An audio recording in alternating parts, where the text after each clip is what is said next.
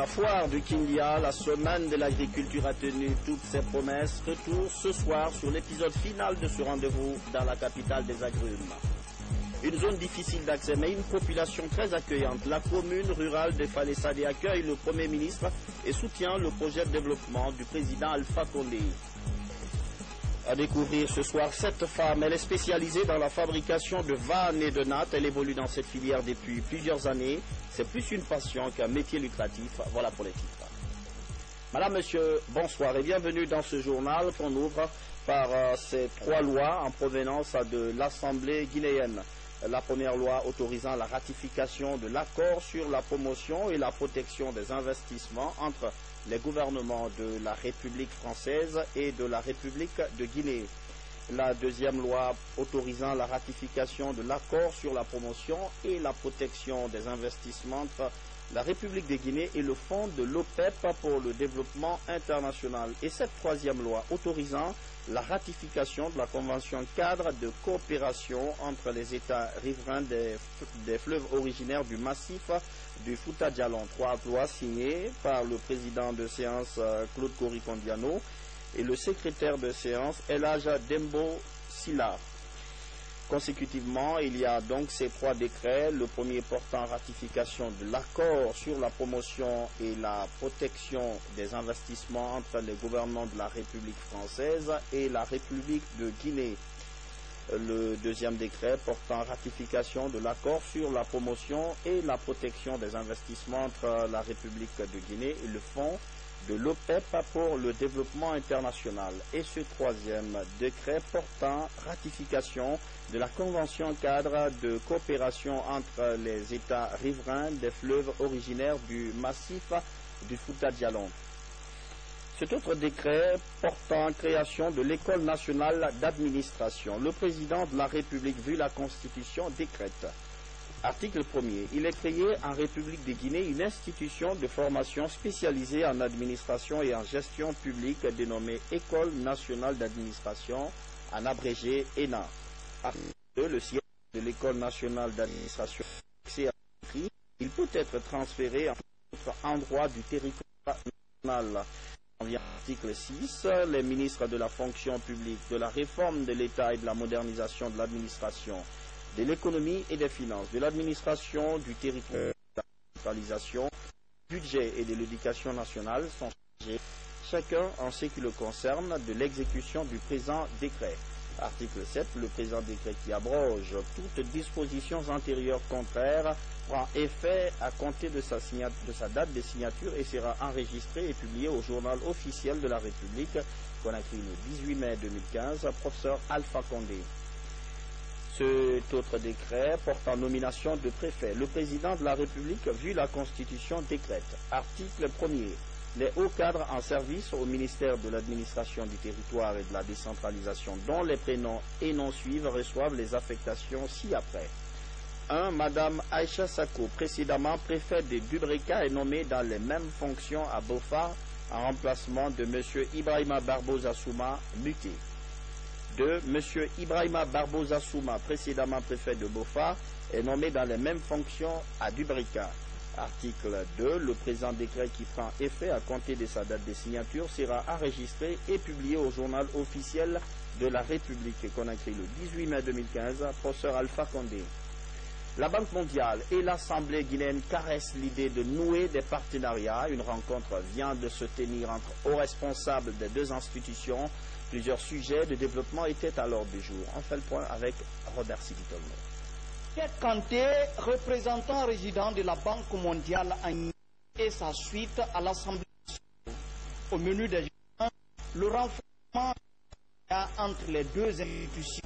Autre question abordée au cours de cette rencontre, la relance de l'économie qui a été sérieusement affectée par l'épidémie d'Ebola. Le groupe de la Banque mondiale a organisé lors des assemblées de printemps dernier une réunion des donateurs, des partenaires techniques et financiers en vue de sensibiliser le monde entier pour le financement des plans de relance des trois pays. Donc en plus de ces efforts, pour ce qui concerne spécifiquement la Guinée, Le groupe de la Banque mondiale est engagé à accompagner la mise en œuvre de ce plan. Il y a de cela près de 2 ans que la Guinée traverse une situation difficile à cause du virus Ebola. Nous apprécions beaucoup cette initiative parce que, en tant qu'élu du peuple, qu'est-ce qui nous préoccupe? C'est ceux qui peuvent nous aider à réaliser quelque chose pour la satisfaction de cette population. Et nous savons que les apports de la Banque mondiale sont vraiment appréciables. Leur appui, ça va nous amener à réaliser des projets qui seront à la satisfaction de la population. La Banque mondiale pourrait dès cette semaine débloquer 20 millions de dollars pour appuyer le système sanitaire guinéen, une aubaine pour la reconstruction d'un système de santé fortement éprouvé. Un salon du goût érigé à Kindia pendant la journée du paysan. Plusieurs coopératives agricoles se sont mises ensemble pour présenter des produits de toutes les diversités écologiques, de vrais délices goûtés et commentés par Fodé Camara. Suivez. À côté du village agricole du goût, le regard, ce stand met en valeur des agricoles des 4 régions naturelles. Du riz de mangrove, le bora malais, bien étuvé, à l'igname très prisé en Haute-Guinée, en passant par le couscous appelé l'akiri, préparé à base du maïs, une spécialité des femmes de plateau foutanier. Ça et là, les mets proposés aux invités de la journée du paysan ressortent toutes les facettes de l'art culinaire guinéen. On découvre les variétés culinaires guinéennes très riches de l'Est. Et quand les Sénégalais aiment bien, tout comme les Guinéens aiment bien les Tchèques et les Sénégalais. Pour ces femmes, ce mini-salon de l'agriculture vise à saluer l'essor amorcé par le monde rural grâce à l'appui gouvernemental institutionnalisé depuis 4 ans. Ce salon du goût fait aussi le marketing de 2 variétés d'ananas fraîchement épluchées. La variété Cayenne lisse, produite à Mafereya, dans la préfecture de Forêt-Caria, et la baronne cultivée à Fridiagbé, dans la capitale de l'Est. On a remarqué que la baronne réussit mieux à Fridiagbé, compte tenu de son climat très humide, par rapport à la Cayenne lisse, qui est très résistante à la sécheresse, et ce qui vient aussi à Mafereya.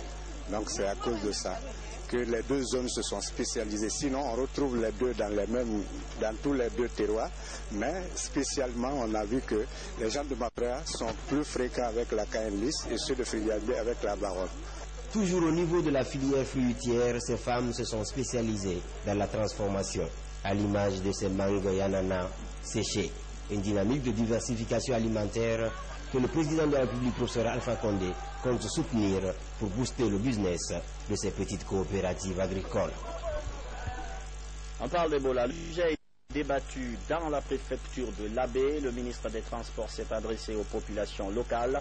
Il les a invités à garder le cap dans la lutte contre cette épidémie. Le ministre Aliou Diallo a également fait un exposé des grands développements amorcés par le président Alpha Condé. Samara Tono. Le ministre des Transports à la rencontre des populations de l'Abbé. De Daralabé à Noussi, en passant par Djari et Kala, la mission échange avec les populations sur la prévention contre Ebola et la situation sociopolitique du pays. Aliou Diallo a invité en filagramme les grands chantiers réalisés par le professeur Alpha Condé depuis son accession au pouvoir. Il invite tous les Guinéens à l'unité nationale. Les Guinéens doivent s'unir pour avancer parce que c'est l'union qui fait la force. Un seul doigt ne pas lever et prendre une pierre, ou même un seul caillou. Il faut l'union, c'est l'union qui fait la force. Donc je prie à tous les Guinéens de s'unir pour accompagner ce gouvernement aussi vers le développement. L'émissaire du chef de l'État s'est dit satisfait de la volonté de ses populations à soutenir les actions du gouvernement. Face aux différentes préoccupations soulevées, il promet l'assistance du gouvernement à ces localités. Partout, les sages ont pris la parole. Pas seulement les sages, les vieilles dames aussi ont pris la parole. Les jeunes ont pris la parole. Et tous ont approuvé la pertinence de cette mission et le caractère essentiel du message qui leur a été livré. Tous ont reconnu que nous devons nous aimer, nous accepter pour trancher toutes les questions qui concernent la vie de ce pays. À quelques mois de la tenue des élections présidentielles, l'heure est à la révision des listes électorales ici à l'Abbé. Partout, des messages de paix et de préservation de l'unité nationale sont véhiculés pour un bon déroulement de ces scrutins. Après l'abbé Cancan, il y a longtemps que cette ville a pris une allure de fête en prélude au 2 octobre prochain. Mais il faut rester vigilant et éviter tout ce qui peut détruire le trouble fête. Le ministre des Travaux publics invite les citoyens du Nabaya à observer les mesures qu'il faut. Mikini Moussa Kamara, Mohamed Fa Kamara. À Cancan, outre les préparatifs du 57e anniversaire de l'indépendance, la lutte contre le virus Ebola est au centre des préoccupations. En tournée de sensibilisation à Cancan, le ministre des Travaux publics a rencontré respectivement la notabilité, les religieux, les autorités préfectorales et sanitaires pour non seulement saluer leur engagement, mais aussi les inviter à la vigilance. La riposte contre Ebola, suffisamment de conseils ont été donnés. Les autorités, les responsables à tous les niveaux ont pris des dispositions et ces mesures sont respectées. Mais puisqu'il y a une déclaration que l'Organisation mondiale de la santé doit faire, alors c'est d'essayer de respecter toutes les mesures de préservation jusqu'à cette déclaration. Partout, les populations du Nabaya ont assuré de leur détermination à maintenir le cap à Cancan. Nous avons échoué avec insistance la déclaration de décès. La déclaration de décès. Quelle que soit la façon, quelle que soit la maladie, sera annoncée ou le docteur ne devrait pas de décès. Pour une anniversaire d'indépendance en beauté, Cancan compte accompagner le gouvernement dans le combat contre Ebola. Une mission américaine vient de séjourner à Kindia. Il est question d'évaluer un projet de santé de la mère et de l'enfant, une démarche pour faire le point sur les activités déjà réalisées et celles en cours, notamment la formation de plusieurs agents sur les méthodes de lutte contre les infections. Mamad Alpha Baldé. À l'École nationale de la santé de Kindia, des étudiantes apprennent les techniques d'accouchement ou encore de la planification familiale. La théorie est liée à la pratique grâce aux équipements offerts par GH Piego avec l'appui de l'USAID. Nous sommes formés et nous sommes là pour former les élèves sages-femmes au labo de compétences. Vraiment quelque chose qui est très primordial parce qu'un élève qui ne passe pas au labo de compétences ne peut pas avoir une formation de qualité et pour répondre aux critères d'une bonne sage-femme de qualité. Il faut avoir la théorie et la pratique ensemble. Bon, ça me rend beaucoup heureux parce que une fois je vois, on lit et puis on pratique, ça me donne beaucoup d'expérience.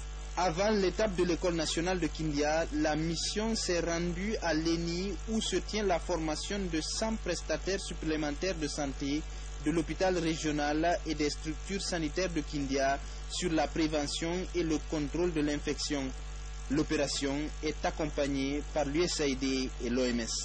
Kindia, nous appuyons l'école nationale de la santé, particulièrement la filière sage-femme, pour améliorer la formation des sages-femmes en utilisant des méthodologies assez modernes, surtout basées sur l'utilisation des modèles anatomiques.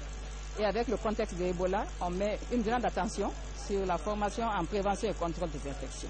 Ici, avec une équipe de Washington, on est ici pour constater les acquis sur le terrain, ici à Kindia, dans le volet de PCI. On travaille beaucoup avec les gens dans les centres sanitaires pour vraiment promouvoir une éducation sur comment éviter les infections pendant les prestations de services. Des documents ont aussi été fournis à l'école de santé de Kindia. Avec l'appui de ses partenaires, le projet de survie de la mère et de l'enfant compte contribuer à l'amélioration du système sanitaire guinéen en limitant les dangers liés à la santé de la mère et de l'enfant. Et en parlant de formation pratique sanitaire, on s'intéresse aussi à cette session à l'intention de plusieurs agents de cliniques et laboratoires, une sorte de remise à niveau pour une meilleure prise en charge des patients. L'initiative est financée par la coopération allemande. Explication, Adiatou Diallo. Ils sont 15 cliniciens et laborantins à prendre part à cette session de formation. Des agents de santé venus des différentes structures sanitaires publiques du pays. Ils renforcent leurs connaissances sur la notion de diagnostic et de traitement des différentes pathologies. L'objectif est de créer davantage une corrélation entre cliniciens et laborantins dans les hôpitaux. Ce qui est important aussi, c'est la communication entre le laboratoire, alors les biologistes et le médecin, pour qu'ils apprennent mieux encore à interpréter les résultats et à utiliser plus efficace les moyens de laboratoire. Alors pas seulement faire une goutte d'épaisse et le test vital, et puis on prescrit antibiotiques et un antipaludique, et voilà, le malade peut boire. Cette session de formation est la deuxième du genre en Guinée. Durant 3 jours, participants et formateurs ont échangé sur les analyses biologiques des différentes maladies les plus fréquentes chez les patients. On sait reconnaître maintenant un infarctus du myocarde quand on reçoit un patient qui se plaint d'une douleur thoracique, d'une dyspnée. Vraiment, on sait vraiment s'orienter ce qu'il faut faire et ce qu'il ne faut pas faire. Ne pas confondre un infarctus, par exemple, à une épigastralgie. C'est une grande importance et pour cliniciens et pour personnel de laboratoire parce que ça relève la performance de nos activités dans l'intérêt des patients que nous recevons. Après la formation, les participants auront la tâche de faire la restitution des enseignements reçus aux autres agents de santé de leurs hôpitaux respectifs. Cela avant la 3e session de formation prévue en novembre 2016. Et on boucle ce dossier par les journées médicales. Elles visent à améliorer les prestations dans les espaces de santé. La bonne nouvelle, c'est que des médecins de Guinée, de plusieurs pays d'Afrique, mais aussi de France, se sont accordés sur des pistes d'éradication de la fièvre Ebola. Le point complet de ces journées avec Mohamed Fakamara. Après 4 jours d'intenses travaux entre médecins français, africains et guinéens, les 6e journées médicales portées sur Ebola se sont achevées sur une note de satisfaction entre participants et animateurs. On a une petite partie de secourisme où les sapeurs-pompiers sont formés aussi. Et voilà, ça permet de faire le joint entre le médical et le pompier. C'est-à-dire que quand on emmène des gens dans les services d'urgence à Conakry ou ailleurs d'ailleurs, ça permet d'avoir un contact étroit de la manière dont chacun travaille, et les sapeurs-pompiers et les médecins urgentistes de Guinée. Nous n'aurions pas eu le soutien du président Alpha Condé, nous n'aurions jamais pu réaliser ces journées médicales. Donc je tiens, Monsieur le Président, à vous adresser vraiment mes remerciements sincères et profonds et vous dire que je suis à vos côtés, aux côtés de la Guinée, aux côtés des Guinéens, autant en tant que consul qu'en tant que présidente de France-Guinée Coopération. Et maintenant, nous allons nous mettre au travail pour commencer à préparer nos 7e journées médicales.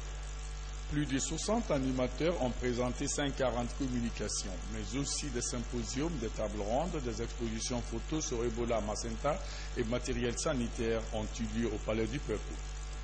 Notre gouvernement apprécie hautement la tenue des journées médicales dont les acquis et les perspectives heureuses ne font plus l'ombre d'aucun doute. Ceci montre tout le soutien et la priorité que nos chefs de l'État accordent à la santé pour une meilleure prise en charge des problèmes de santé des populations guinéennes. Le gouvernement guinéen est le premier satisfait des résultats de ces rencontres. Propose d'améliorer le budget national de la santé pour mieux appuyer ces journées médicales en Guinée.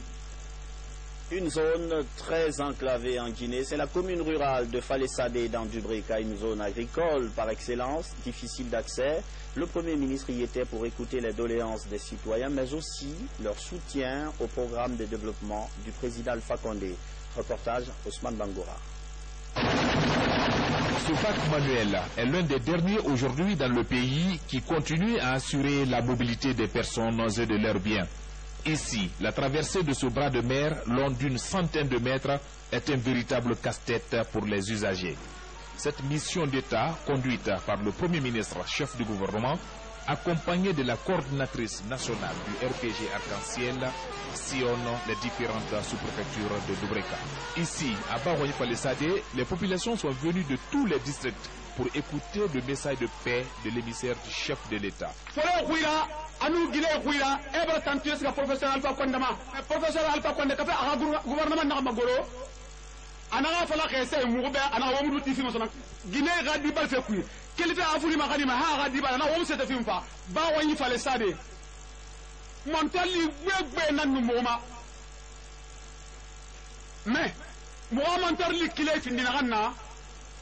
Il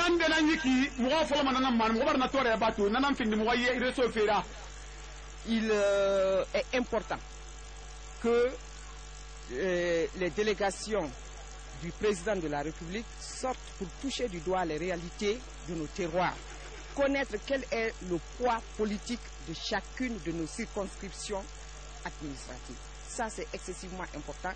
C'est pourquoi nous remercions le gouvernement, nous remercions le président de la République pour avoir eu cette belle initiative-là. Je suis sûr que les résultats qui vont être dégagés de ces visites pourront permettre au gouvernement et au président de la République de mettre en place des stratégies qui pourront nous mener là où nous voulons aller. Mobilisation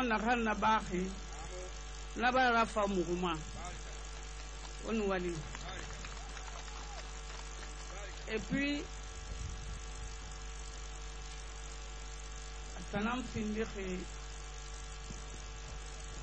préfecture de Dubreka, Marraine. Na obiri remercier mané. Na bara fama honneur nana kimbe. On wali. Na xam falap ma wobe sono. O sa o recense obiri. A kholo mu gagner mané be tout le temps. Mais Libiasi vous comptez Mahouma au bilan khassa au recensé iname il gagne il vote ma il recensement na baxe il recensé il carte d'électeur dans ce moment nana niema inoma voter. Le Premier ministre Mohamed Seyd Fofana de Barogny à Tondon dans l'Abaya, partout c'est le même message. Message de paix, de cohésion et l'unité nationale. Toto, le président n'a pas la Guinée il est biri. Awon kakeli won hawon nan geru. Alko ifure nyaari xamni won koñ. Nañe kiring anum de nam fay. To ebola bari on forêt. To Ebola muna futa sono to Ebola muna hoti Guinée sono anu fana o may la Guinée la bisayine ak ci kerin anon de nayiki mona programme ça urgence renforcée na se xambi to na den xay ki to fon ko ni for kariya anon du breka Ebola mambara kon sa wotamma ba ala hawon natanga mu faax na fala de wobe Rina la femme non dina faloma be rien vraiment ou les tout fala be ba won hawo meni won kirin xamuna la Guinée de xabore biri na xey nañu geru wo fa nga won nañu geru won xatti ba jande biri xey meni e bula mu ma faxama foy tan tian xey faxa aba dang na lu ngi repong kabiñe kirin dangi e la ma xande mana itananga tan xani labtani Emine manako kona khate khani sima fakadene imamiye o man hawd lo khoto o nyama rassi o bela kharakha islam wonna toxi emine zo hala ikhasalina al muama gon ke musalli so sali fram se bela khamara o may basi ne to o tande toro walin de baraba ko nziya kam farande ne fantora ne fam masuri o tanga fa alhamdulillah ba kana wi ne kunki hedu la manyam non khasare nan fakamana fanto kako sabrira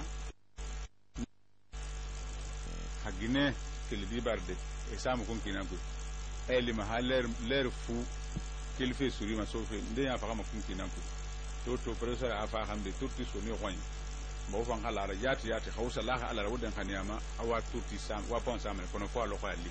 Cette offensive de la délégation du Premier ministre Fofana dans les communes rurales de Dubreka, c'est une sorte de porte-à-porte pour lutter contre Ebola dans nos sous-préfectures et sensibiliser la population sur la préservation de la paix et de la quiétude sociale. Comment devenir son propre patron? 25 jeunes participent actuellement à une formation sur l'entrepreneuriat des affaires. Ce sont essentiellement des jeunes diplômés. Ils veulent apprendre à monter leurs propres affaires. L'initiative vient d'une ONG de la capitale, Diana Yansami. Initier 25 jeunes sur l'entrepreneuriat est la toile de fond de cette formation. Elle est organisée par l'ONG Oser Innover en collaboration avec la GUIDEP. Une formation qui vise à donner aux 25 jeunes participants les outils nécessaires pour le lancement d'une entreprise. Elle intervient aussi dans la promotion et le développement de l'entrepreneuriat privé. Le projet AGUIDEP est un projet innovateur et notre comité de sélection a dit que l'impact de ce projet serait fort auprès des bénéficiaires, notamment des jeunes qui sont à la quête d'un emploi et qui auront la possibilité de monter leur propre affaire et de créer leur propre entreprise. Nous donnons la formation vraiment pour que les jeunes de la Guinée osent de faire quelque chose de nouveau, quelque chose de différent et d'être indépendants, de créer leur propre travail pour qu'ils puissent créer aussi le travail pour leurs pères, leurs amis et la communauté en général. Ce programme d'une durée de 13 mois a pour objectif principal de promouvoir la culture de l'entrepreneuriat social avec un accent sur le développement des projets innovants dans le cadre de la sécurité alimentaire en Guinée. De nos jours, l'entrepreneurship vraiment est une bonne chose dans le cadre où vraiment ça aide un peu à vraiment avoir des bons plans d'affaires pour que les étudiants arrivent à monter leur propre business. Donc je pense qu'aujourd'hui nous ne pouvons pas trouver l'emploi pour tous ces jeunes.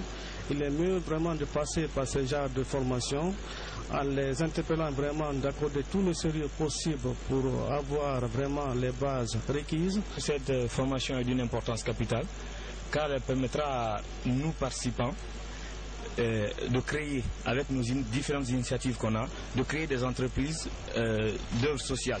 C'est-à-dire des entreprises qui vont permettre aux jeunes d'aider les jeunes à avoir de l'emploi. L'ONG Oser Innover est une initiative de 7 anciens volontaires du corps de la paix en Guinée. Son souci, aider les jeunes diplômés du pays à monter une affaire. Elle est née en octobre 1997 et est basée à Kindia. Un programme qui évolue dans le secteur de l'agriculture fait le bilan de ses activités en 2014, des hauts et des bas, plusieurs points à améliorer donc.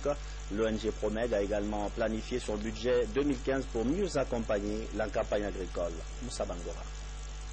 Cette première session de concertation des acteurs agricoles sur l'avancement du programme de renforcement des organisations consiste à faire l'état d'avancement et la mise en œuvre des activités menées par le projet en 2014, mais aussi planifier le budget de 2015 suivant le plan de campagne agricole.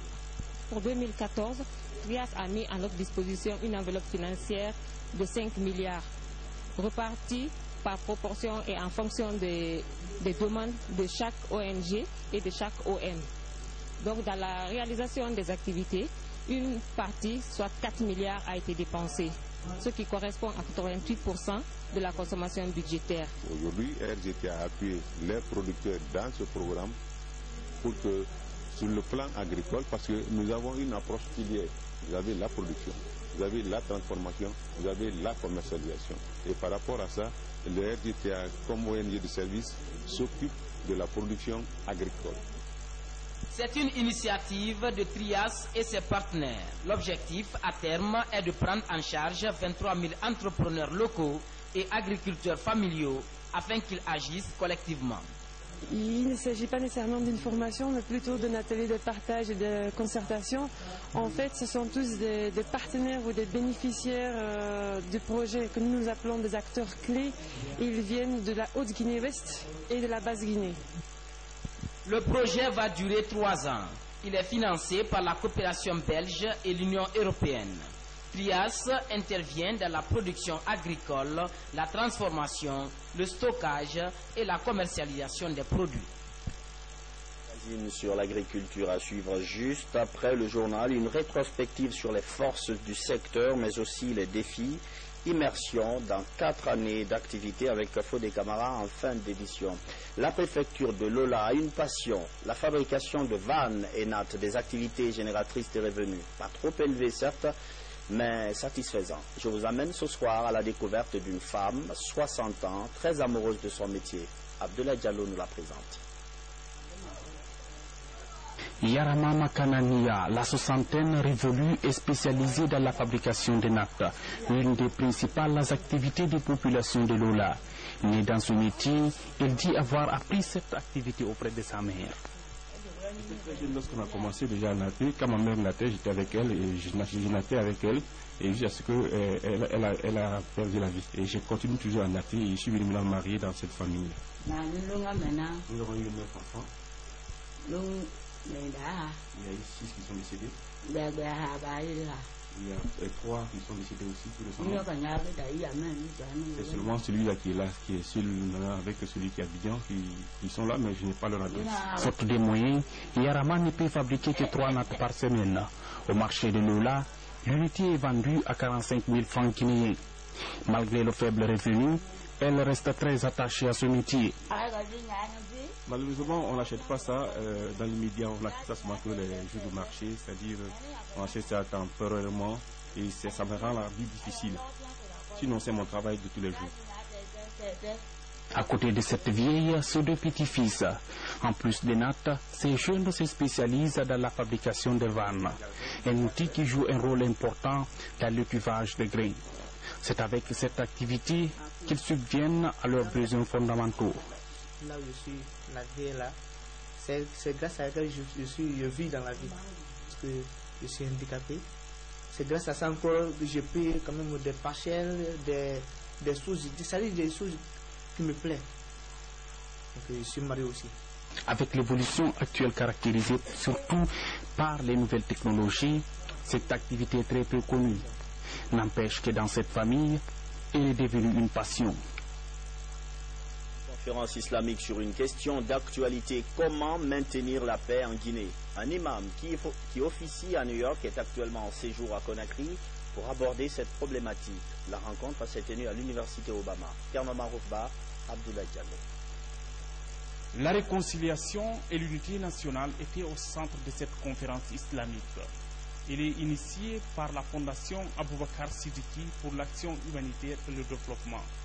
Le conférencier, l'imam de la grande mosquée Lukman à New York, a largement expliqué à ses fidèles l'importance de l'union et la paix.